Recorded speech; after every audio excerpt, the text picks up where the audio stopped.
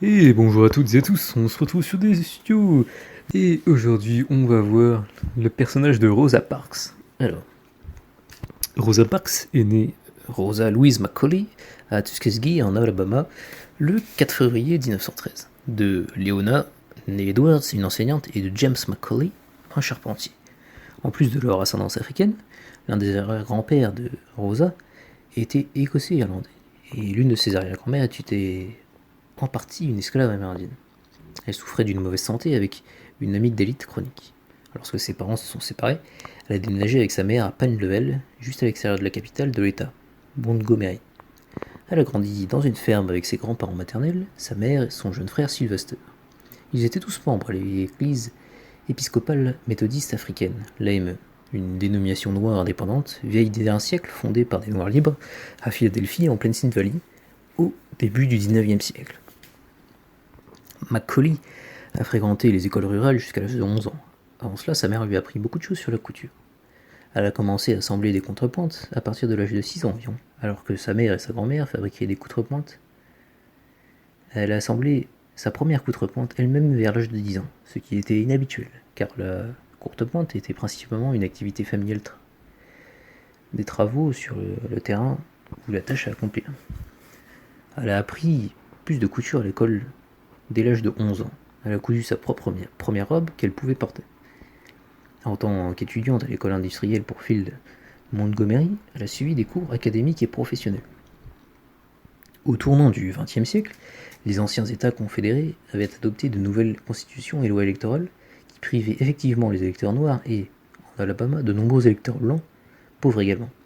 En vertu des lois Jim Crow établies par les Blancs, adoptées après que les démocrates aient repris le contrôle des législatures du Sud, la ségrégation raciale a été imposée dans les établissements publics et les magasins de détail du Sud, y compris les transports en commun. Les compagnies de bus et trains ont appliqué des politiques de siège avec des séparations séparées pour les Noirs et les Blancs. Les transports par autobus scolaire n'étaient disponibles sous aucune forme pour les écoliers noirs du Sud, et l'éducation des Noirs était toujours sous-financée.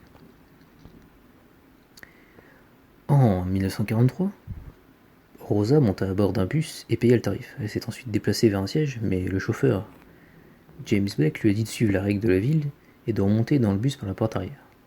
Lorsque Rosa est sortie du véhicule, Blake est parti sans elle. Parks a attendu le prochain bus, déterminé à ne plus jamais rouler avec Blake. Après avoir travaillé toute la journée, vers 18 h, le jeudi 1er décembre 1955, au centre-ville de Montgomery, elle a payé son billet et s'est assise sur une siège vide dans la première rangée de sièges arrière réservée aux noirs dans la section colorée. Vers le milieu du bus, sa rangée était directement des 10 sièges réservés aux passagers blancs. Au départ, elle n'avait pas remarqué que le chauffeur de bus était le même homme, James F. Blake, qui avait laissé sous la pluie en 1943. Alors que le bus empruntait son trajet régulier, tous les sièges du blanc se remplissaient en haut. Le bus atteignit le troisième arrêt devant l'Empire Théâtre et plusieurs passagers blancs montèrent à bord. Blake a noté que 2 ou 3 passagers blancs se tenaient debout, car l'avant de l'autobus était rempli à pleine capacité.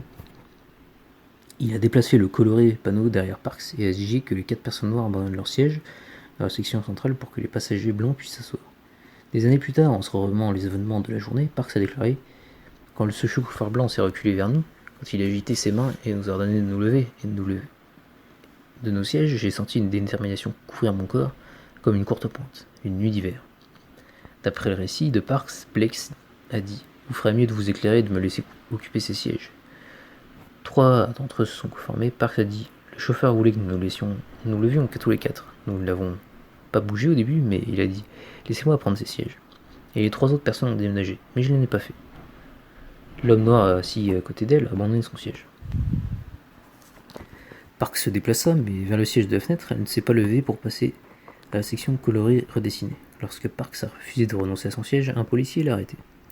Et donc, elle a été accusée d'une violation du chapitre 6, section 11 de la loi sur la ségrégation du code de la ville de Montgomery. Bien que techniquement elle n'ait pas pris un siège réservé aux blancs, elle avait été dans une section colorée. Après son arrestation, Rosa Parks est devenue une icône du mouvement des droits civiques, mais a subi des difficultés en conséquence. En raison des sanctions économiques utilisées contre les militants, elle a perdu son emploi au grand magasin. Son mari a quant à lui perdu son emploi de barbier à Maxwell Air Force Base, après que son patron lui interdit de parler de sa femme ou de l'affaire juridique. Et donc Parks a donc voyagé et parlé de problèmes.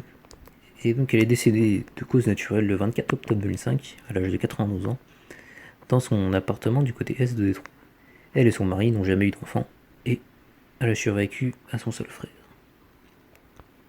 Et donc c'est tout pour cette analyse du personnage de Rosa Parks.